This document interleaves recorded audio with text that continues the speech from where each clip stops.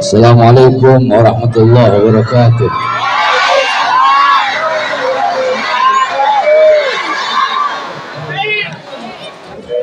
Kepada seluruh jamaah, saya harap diam, jangan ada yang ngomong.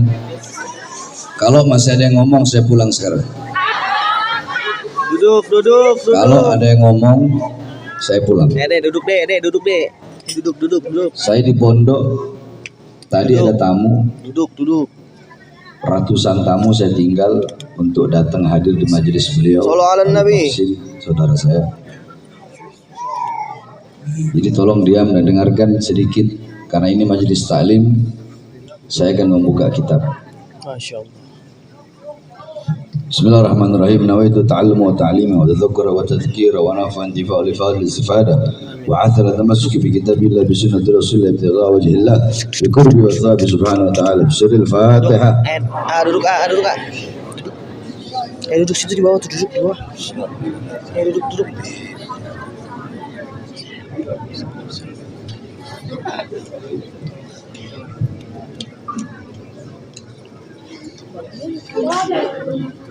Yang saya cintai, yang saya muliakan, guru kita semua, sahibul majlis Al-Habib Muhsin Ibn Zaid Al-Attas, kita doakan semoga Allah Subhanahu wa taala panjangkan umur beliau, Allah sehatkan jasmani dan rohani beliau, Allah perkuat langkahan kaki beliau binasyri da'wah wal khidmat lil Islam wal muslimin, untuk selalu berdakwah menyebarkan agama Islam dan berdakwah, berkhidmat, melayani muslimin dan muslimat. Amin ya rabbal alamin. Begitu juga guru-guru kita, Kiai Sobri Lubis beserta para alim ulama yang lain, para tokoh masyarakat, para aparat pemerintah, wabil khusus seluruh jamaah pengajian rutin bulanan yang selalu dimuliakan oleh Allah Subhanahu wa taala. Bismillahirrahmanirrahim. Qala musannif, berkata pengarang kitab Manhajus Sawi Al-Imam Al-Faqih Al-Habib Zain bin Ibrahim bin Sumaid,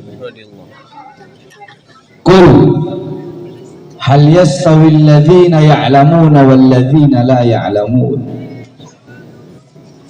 Beliau membawa ayat Allah, beliau berkata, qul, katakanlah wahai Muhammad, katakanlah, apakah sama orang-orang yang berilmu dengan orang-orang yang tidak berilmu? Apakah sama orang-orang yang alim dengan orang-orang yang bodoh? Apakah sama orang-orang yang mengenal dan orang-orang yang tidak mengenal? Apakah sama orang-orang yang jauh dengan orang-orang yang dekat? Apakah sama orang-orang yang mengetahui dengan orang-orang yang tidak mengetahui? Apakah sama orang-orang yang berilmu dengan orang-orang yang bodoh? Maksudnya apa? La yastawuna abada. Sesungguhnya orang alim dan orang bodoh, kita dengan beliau-beliau para ulama, la yastawuna abada, tidak akan pernah sama selama-lamanya. La fid dunya wala fil akhirah. Di dunia tidak sama, di akhirat juga tidak sama. Apanya tidak sama? Duduknya tidak sama di dunia. Di dunia duduknya tidak sama, makannya tidak sama, minumnya tidak sama, mandinya tidak sama, tidurnya tidak sama. Tidak sama. Jadi jangan pernah kita menyamakan diri kita dengan para ulama. Jangan pernah kita menyamakan diri kita itu dengan orang-orang alim. Sebab banyak orang-orang manusia zaman sekarang ini, alah siapa itu ustadz itu, alah siapa kiai itu, alah apa itu habib itu, sama-sama manusia kok, sama-sama cucu Adam kok, sama-sama bawa ayat inna akramakum indallahi atqakum, yang dilihat takwanya bukan habibnya. Sama-sama makan nasi kok. Ini orang bodoh. Allah yang bilang tidak sama orang alim dengan orang bodoh, tidak akan pernah sama. Di dunia tidak sama. Kita orang-orang yang bodoh, duduknya sia-sia, makannya sia-sia, tidurnya sia-sia, mandinya sia-sia. Para ulama duduknya ibadah. Perkara-perkara ibadah, perkara-perkara mubah yang beliau lakukan itu mendapatkan pahala dan bernilai ibadah di sisi Allah Subhanahu wa taala. Contoh, Ulama orang-orang yang mengerti ilmu. Mereka makan, mereka niat, ya Allah, saya niat makan untuk menguatkan badan saya agar bisa kuat beribadah kepadamu. Makannya dapat ibadah, makannya dapat pahala. Mau tidur, ya Allah, saya niat tidur untuk mengistirahatkan badan saya, karena badan saya memiliki hak untuk istirahat, sehingga nanti saya bangun, saya bisa semangat untuk beribadah kepadamu. Tidurnya dapat pahala. Mandi, ya Allah, saya niat mandi untuk menyegarkan badan saya agar semangat untuk beribadah kepadamu. Mandinya dapat pahala. Kita duduknya sia-sia, mandinya sia-sia, makannya sia-sia. Perkara-perkara ibadah yang kita lakukan tidak mendapatkan apa-apa di sisi Allah Subhanahu wa taala. Itu bedanya kita dengan para ulama. Tidak akan pernah sama. Bahkan memandang wajah ulama, memandang wajah orang alim dengan memandang wajah selain daripada beliau-beliau itu nggak sama. Dari segi zahiriyah, dari segi luar, dari segi memandang wajah saja tidak sama. Siapa yang bilang? Yang bilang Rasulullah SAW. Apa kata Rasulullah? Nadruka ila wajhil alim nadratan fafariha biha fakhalaqallahu min tilkal nadrah malakan yastaghfirullah ila yaumil qiyamah. Barang siapa yang memandang wajah orang alim, memandang wajah ulama, memandang wajah orang yang berilmu, satu kali pandangan, pandangan cinta, pandangan kebahagiaan, pandangan kasih sayang, maka setiap satu kali pandangan tersebut Allah ciptakan malaikat yang akan memohon ampun baginya, bagi orang yang memandang tersebut sampai datangnya hari kiamat. Coba itu pandang wajahnya Sambo, sama nggak? Sama nggak? Nggak sama. Kenapa kaget itu ngomong Sambo? Memandang wajah ulama dengan wajah selain ulama tidak sama. Jadi jangan sok-sokan nyamain diri kita sama ulama. Mandang wajah ulama itu ada malaikat yang memohonkan ampun bagi dosa-dosa sampai datangnya hari kiamat. Coba ente pandang wajahnya orang bodoh, coba ente pandang wajahnya pembunuh, ente pandang wajahnya orang fasik. Bukan malaikat yang turun, iblis yang turun laknat. Paham? Bahkan dijelaskan di zaman Al-Imam Abu Yazid Al-Bustami, ketika itu ditimpa musim kemarau. Orang-orang kampung berkumpul untuk sholat istisqa, sholat minta hujan, berkali-kali sholat minta hujan, tapi hujan nggak turun. Tiba-tiba datang seorang anak muda mengangkat tangan berkata, ya Rabb, bihaqqi ma fi ra'si inzil matar. Ya Allah, demi hak yang ada dalam kepalaku, turunkan hujan ya Allah. Tiba-tiba turun hujan. Nah kemudian orang-orang kampung ini bingung. Kita berkali-kali sholat istisqa, berkali-kali sholat minta hujan, hujan nggak turun. Ini anak muda, sekali dia bermohon kepada Allah dengan membawa hak yang ada dalam kepalanya, Allah terima dia punya doa. Memangnya ada apa dalam kepalanya? Itu pertanyaannya. Datanglah orang-orang kampung dan bertanya, wahai anak muda, ada apa dalam kepalamu sehingga engkau bertawassul dengan sesuatu yang ada dalam kepalamu, memohon kepada Allah untuk turun hujan, sehingga hujan pun turun. Apa kata anak muda tersebut? Di dalam kepalaku ada kedua bola mata, yang dimana kedua bola mata ini pernah aku gunakan untuk memandang wajahnya Syekh Abu Yazid Al-Bustami. Sama tidak? Jawab, sama apa tidak? Memandang wajah ulama sama apa tidak? Enggak sama. Itu memandang. Menyentuh gimana, Beb? Nyentuh tangan ulama sama nggak dengan nyentuh tangannya selain daripada ulama? Nggak sama. Qala Rasul sallallahu alaihi wasallam, man safaha aliman faka'annama safahani. Kata Rasulullah, barang siapa yang mencium tangan ulama, mencium tangan para ustaz, mencium tangan para kiai, mencium tangan para habaib, mencium tangan ar-rasikhuna fil ilm, orang-orang yang bersungguh dalam ilmunya, para ulama-ulama yang lurus, maka seakan-akan dia mencium tanganku, kata Rasulullah SAW. Bahkan diceritakan dulu di India ada seorang Habib wali majdzub yang bernama Al-Habib Muhammad Maula Danggal Al-Attas. Beliau hidupnya di tengah hutan, nggak pernah pakai baju. Sebanyak daripada orang-orang Hindu datang ke beliau minta doa, yang sakit sembuh penyakitnya, yang nggak punya anak langsung punya anak. Akhirnya makin hari makin banyak orang masuk Islam. Raja Hindu geram, Raja Hindu marah. Raja Hindu datang kepada beliau dan berkata, wahai Habib, jikalau engkau masih tetap memasukkan rakyatku masuk ke dalam agamamu, maka akan aku ratakan hutan yang kau tempati ini dengan tanah. Apa jawab beliau? Ya silahkan, kalau mau ratakan saja. Besok saya akan datang bawa pasukan gajah untuk meratakan ini hutan. Apa jawaban beliau? Silahkan datang saja, kalau kau mau ratakan saja. Itu ulama.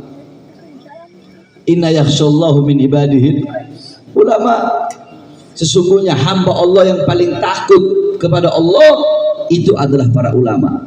Jadi kalau ada ulama masih takut sama polisi, takut sama tentara, takut sama pemerintah, itu ulama-ulamaan itu. Yang namanya ulama, Allah sudah bilang dalam Al-Quran, Inna ini sesungguhnya hamba yang paling takut kepada Allah hanyalah para ulama. Yang namanya ulama itu hatinya udah nggak terasa takut, dia hanya takut kepada Allah Subhanahu wa Ta'ala. Kan banyak ulama sekarang masuk penjara nangis, ampun Pak, depan banyak orang, wow, ganasnya luar biasa, lagi sendiri dipres sama propos atau dipres sama penyidik, jujur, iya Pak, ampun Pak.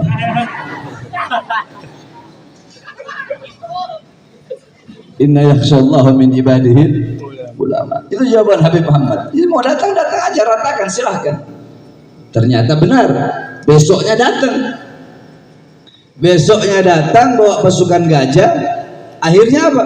Habib Muhammad memerintahkan nyamuk-nyamuk yang ada di dalam hutan untuk melawan pasukan gajah tersebut. Masuk akal apa enggak? Nyamuk bisa mengalahkan pasukan gajah. Jawab ibu-ibu yang keras, masuk akal apa tidak? Masuk akal apa tidak? Enggak masuk akal. Nyamuk bisa mengalahkan pasukan gajah. Makanya dalam hal-hal seperti ini kita tidak bisa takdimul akil ala nakal, tidak bisa takdimul akil ala iman. Kita nggak bisa mendahulukan akal dalam hal-hal seperti ini. Kalau takdimul akil ala nakal, mendahulukan akal daripada iman, itu torikohnya iblis, itu torikohnya Kan'an, itu kaedahnya iblis.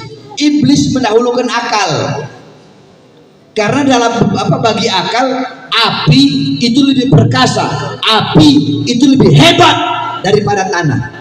Sehingga karena iblis mendahulukan akal, dia nggak mau sujud sama Adam, karena dia pikir apa ini Adam? Adam diciptakan dari tanah, saya dari api. Menurut akal, yang lebih lama dia yang lebih utama, yang lebih lama dia yang lebih mulia. Iblis pakai itu, saya lebih dulu diciptakan, saya lebih dulu ibadahnya paling banyak, masa saya mau sujud sama Adam? Nah, dalam hal seperti ini kita tidak bisa untuk memakai dalil memakai akal. Yani iman kepada Allah Subhanahu wa Ta'ala.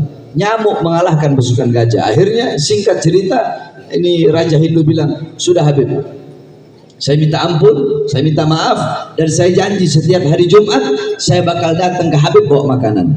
Tiap hari Jumat ini Raja datang bawa makanan, dia cium tangannya Habib Muhammad. Tiap Jumat dia datang, dia cium tangan Habib Muhammad sampai dia meninggal. Ketika ini Raja meninggal, orang Hindu belum meninggal ya Pak? Bakar. Orang Hindu meninggal ya Pak? Dibakar. Ketika jenazahnya dibakar, seluruh jasadnya hancur kecuali dua. Berkali-kali dibakar tidak terbakar. Apa itu? Telapak tangan kanannya dan hidungnya. Pergi keluarganya ke Habib Muhammad, ya Habib, ini Raja berkali-kali dibakar, jenazahnya kok nggak kebakar? Apa kata Habib Muhammad? Bagaimana mungkin tangan dan hidung Raja Hindu tersebut bisa terkena oleh api, sedangkan tiap Jumat dia datang mencium tanganku, sedangkan aku setiap hari yaqdotan dalam keadaan terjaga aku mencium tangannya baginda Nabi besar Muhammad sallallahu alaihi wasallam.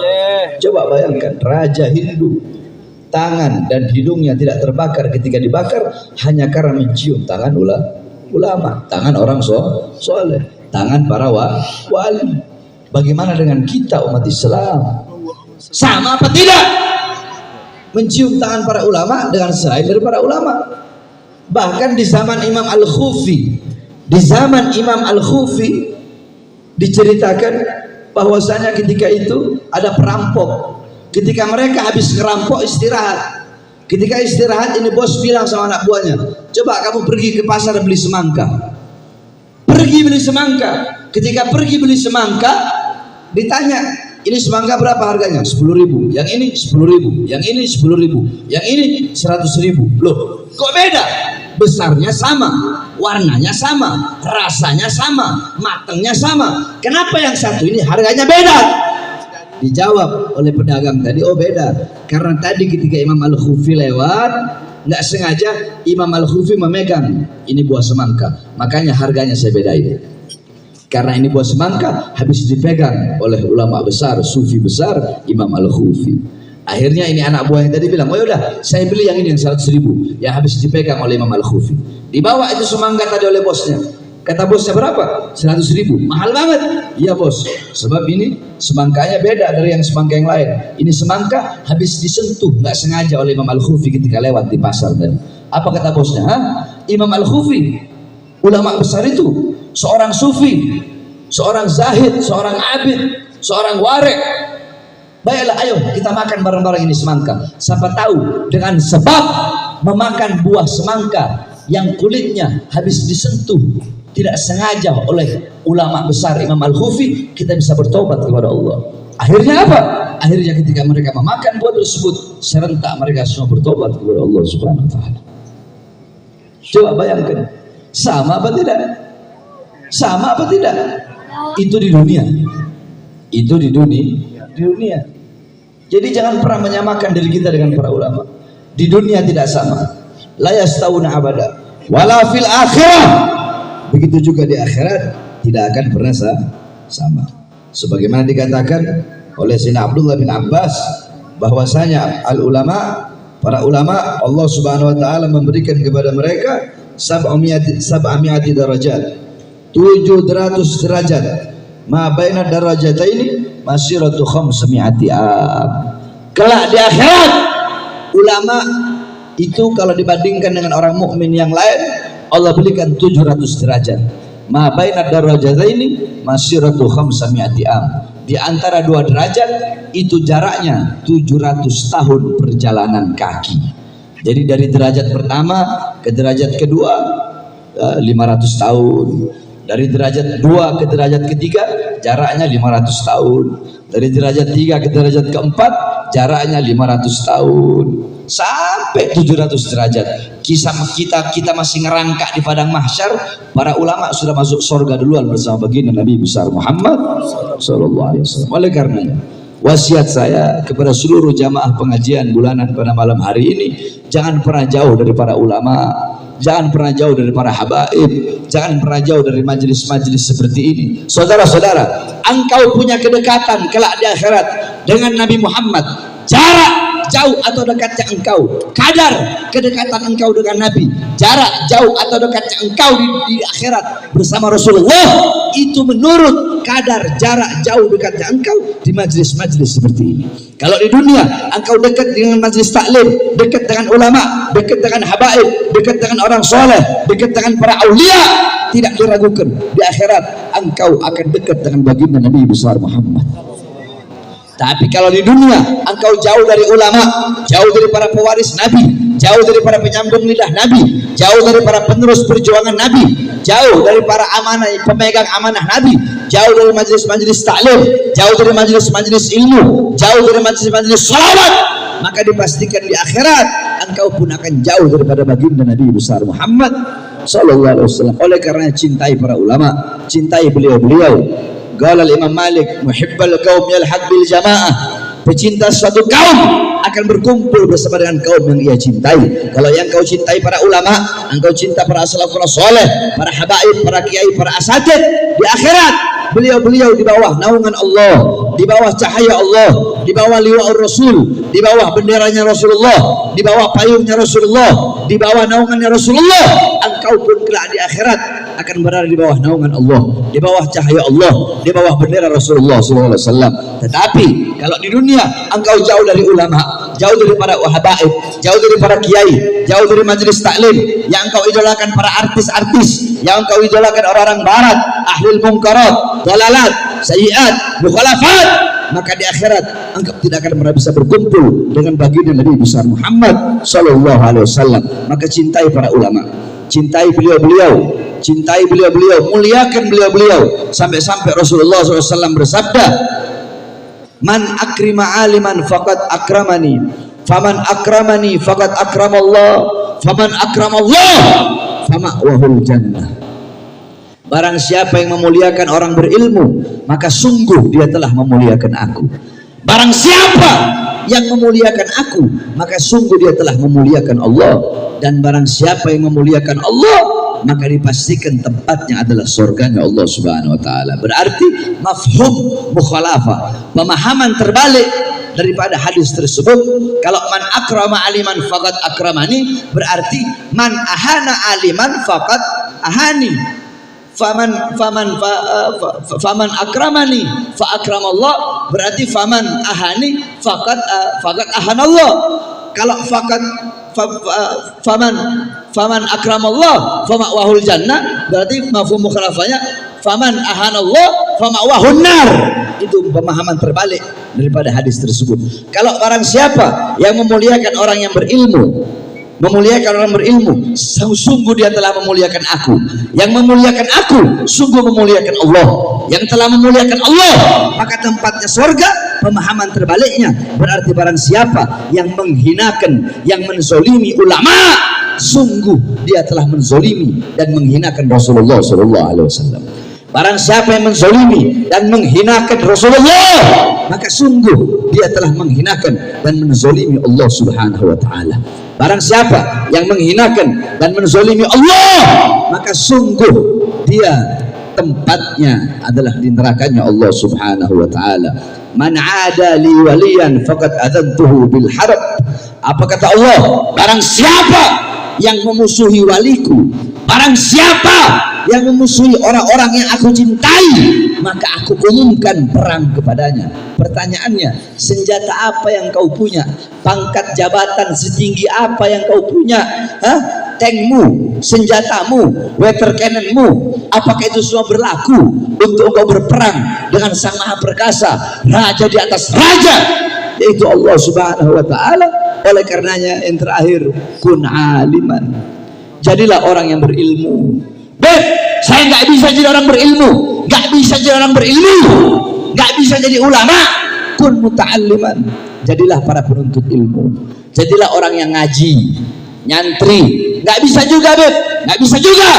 Kun mustami'an, jadilah pendengar ilmu, pendengar nasihat, pendengar ilmu ulama, pendengar nasihat ulama, pendengar mutiara-mutiara ulama. Nggak bisa juga, Beb, nggak ada waktu, Beb, nggak ada waktu, sibuk kerja. Pilihan terakhir bagimu yang keempat, kun muhibban, jadilah pecinta ilmu, jadilah pecinta ulama. Tidak ada pilihan lain. Itu pilihan terakhir dan itu pilihan yang paling sedikit bagimu. Wala takun khamisan, jangan engkau jadi golongan yang kelima. Jangan sampai kita jadi golongan yang kelima. Siapa golongan yang kelima? Ulama bukan, ustadz bukan, kiai bukan, habib bukan, ahli fikih bukan, ahli hadis bukan, ahli tafsir bukan, ahli maksiat, ya, suka berzina, ya, mabuk-mabukan, ya, bangsat, ya, bejat, ya, preman, ya, bajingan, ya, pembunuh, ya, pembunuh, ya, pembunuh, ya, perampok, ya, koruptor, iya. Maling uang rakyat, iya. Yang mengeluarkan kebijakan yang menyengsarakan rakyat, iya. Malah menjadi pembenci para ulama. Udah bangsat, udah bejat, udah biadab, malah membenci para ulama. Ini adalah al-anun nas. Ini paling laknatnya manusia di muka buminya Allah Subhanahu wa taala. Ini paling bejatnya manusia di muka buminya Allah Subhanahu wa taala. Oleh karenanya, saudara-saudara sekalian yang dimuliakan oleh Allah Subhanahu wa taala, wasiat saya terakhir, sebagaimana semua yang kalian ketahui, hanya satu saja. Saya punya prinsip, sir wala takif. Sir wala takif. Maju terus, jangan pernah berhenti. Sampaikan kebenaran, sampaikan kebenaran, sampaikan kebenaran.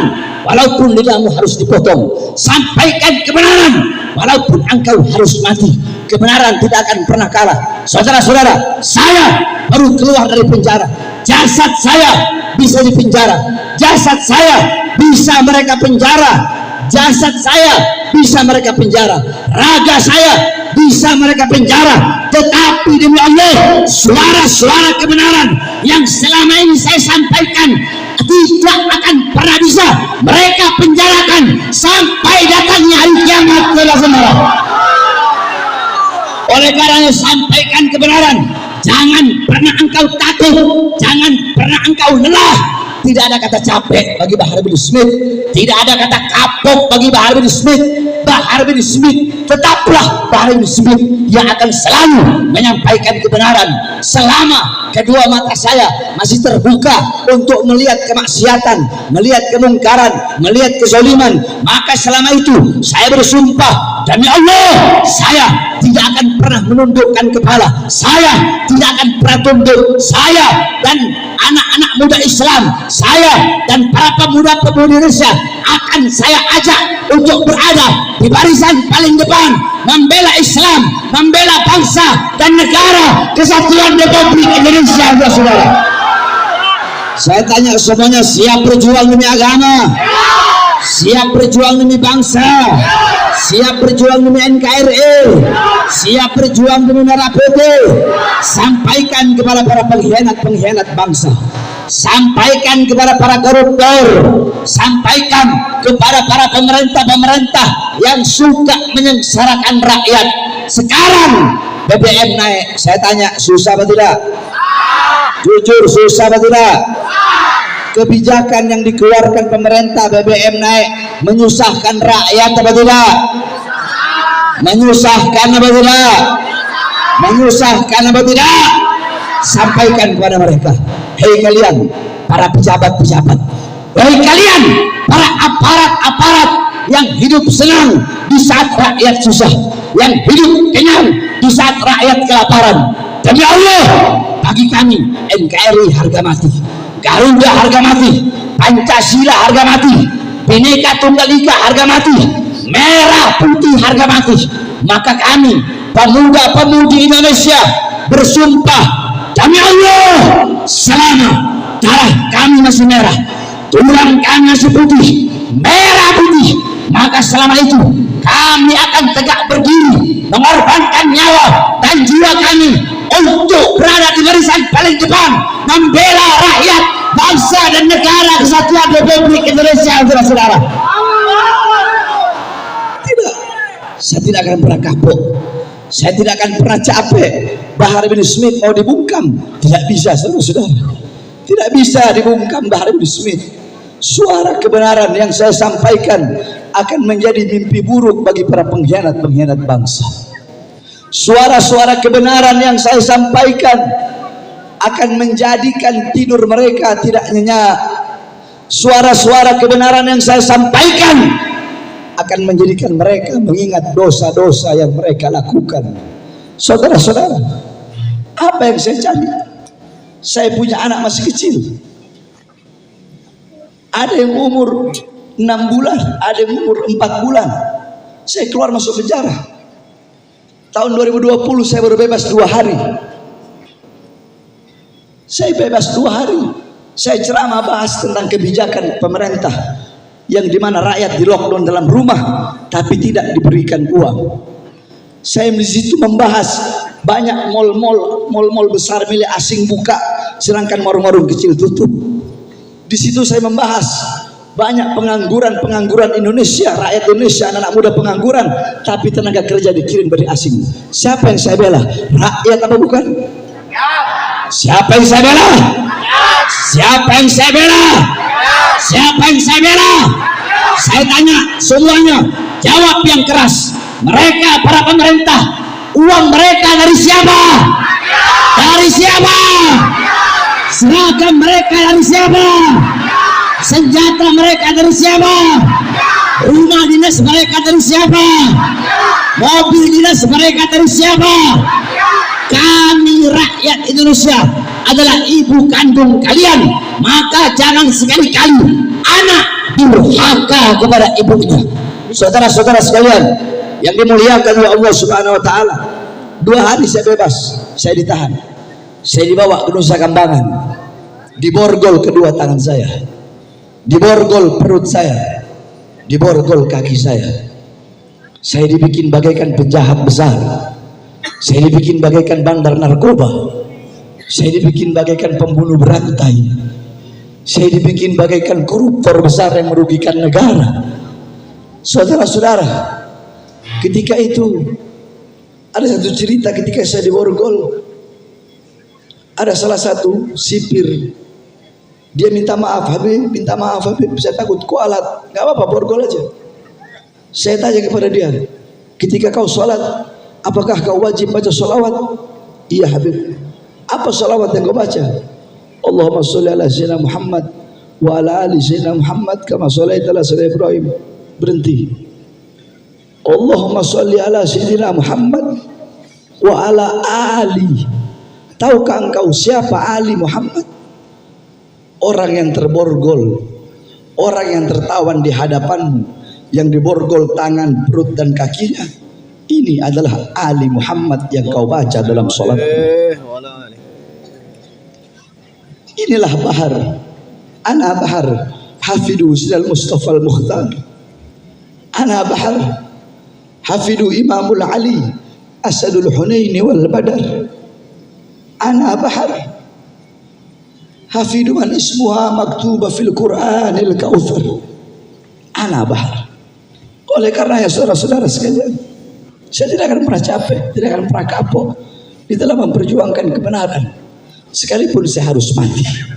Sampai saya katakan, kalian siapapun ingin membungkam saya, ingin menggantikan perjuangan saya dengan cara apapun, jangankan di penjara. Lau qata'tani irban, demi Allah, andaikan jasad, raga, badan Bahar bin Smith dicincang-cincang, dipotong-potong menjadi beberapa bagian. Untuk apa? Untuk agar Bahar tidak menyampaikan kebenaran. Untuk apa? Untuk agar Bahar tidak melawan kezaliman. Demi Allah, dengan dicincang-cincang, dengan dipotong-potong menjadi beberapa bagian, Bahar bin Smith tidak pernah menyuarakan kebenaran.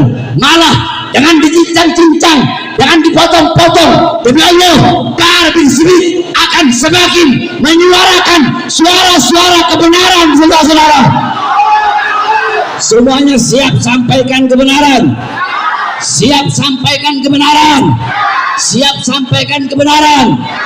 Risikonya di penjara, di penjara, di penjara, di penjara, diracun, mati. Resikonya mati. Siap berjuang, siap bela Islam, siap mati di NKRI. Allahu Akbar, Allahu Akbar. Indonesia merdeka, merdeka, merdeka. NKRI harga mati, harga mati. NKRI, NKRI, NKRI. Pancasila, Pancasila, Bhinneka Tunggal Ika, merah putih. NKRI,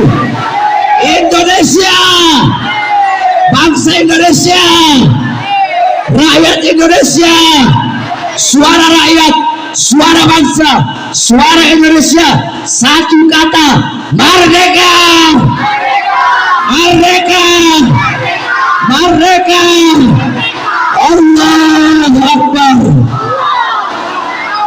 Sekian pembacaan kitab yang saya sampaikan. Nanti orang mikir Habib buka kitabnya aja begini, bagaimana ceramahnya? Saya nggak ceramah ini, saya buka kitab. Lah, benar kan? Saya buka kitab nggak? Barusan nggak gimana? Ya buka kitab, buka kitab terus kan nyambung gitu kan? Nyambung nggak? Berarti ceramah apa buka kitab? Kitab. Ceramah apa ngajar? Ajar. Ceramah apa ngajar? Ngajarnya begini gimana ceramahnya? Terakhir sebelum saya tutup, ibu-ibu, bapak-bapak, ya, jadi pondok pesantren kami sedang pembangunan. Maka saya mengharapkan bahwa Bapak Ibu semua yang hadir bisa mengeluarkan hartanya di jalan Allah Subhanahu wa taala. Keluarkan hartamu. Orang yang bersedekah tidak akan miskin, tidak akan susah. Tidak ada harta yang bisa menyelamatkan seseorang dalam kubur kecuali harta yang dikeluarkan di jalan Allah Subhanahu wa taala. Ente buat urusan dunia nggak mikir sekian ratus ribu, seratus ribu. Untuk urusan akhirat, untuk investasi, untuk amal di akhirat, justru ente pakai mikir, oh kasih 10 ribu aja, 20 ribu aja. Jadi nggak usah pernah mikir. Para wali zaman dulu, kalau ada orang datang minta-minta, apa kata dia? Marhaban, selamat datang, wahai orang yang menyebabkan aku masuk surga dengan gratis. Sebab kenapa? Aku masuk surga susah. Ini enggak, kamu yang datang kepadaku, aku kasih uang tanpa apapun, itu bisa menjadi syarat aku masuk ke dalam surganya Allah Subhanahu wa taala. Oleh karenanya nanti dibacakan sholawat. Saya harap semua jamaah